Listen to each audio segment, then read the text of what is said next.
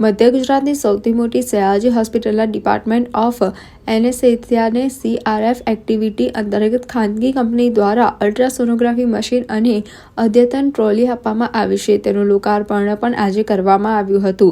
આ ઉપરાંત LICના માધ્યમથી પોસ્ટમોર્ટમ વિભાગ ખાતેના કોલ્ડ રૂમ ખાતે 12 મૃતદેહોને મૂકવા માટેના મર્ચ્યુઅરી કેબિનેટ્સ આપવામાં આવી છે. તેના ઉપયોગની શરૂઆત આજથી કરવામાં આવી છે. આ તબક્કે સયાજી હોસ્પિટલના તબીબી અધિક્ષક ડોક્ટર રંજન અય્યર, વિભાગના વડા તેમજ LICના ઉચ્ચ अधिकारियों उपस्थित રહ્યા હતા.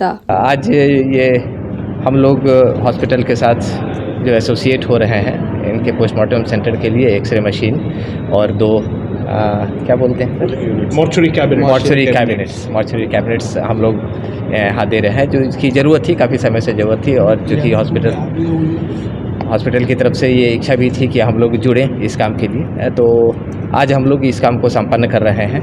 और मुझे लगता है कि यहाँ के जनता के लिए, यहाँ के हॉस्पिटल के लिए एक अच्छा कदम होगा और शायद कुछ काम करने में सुविधा आज के बाद से होगी.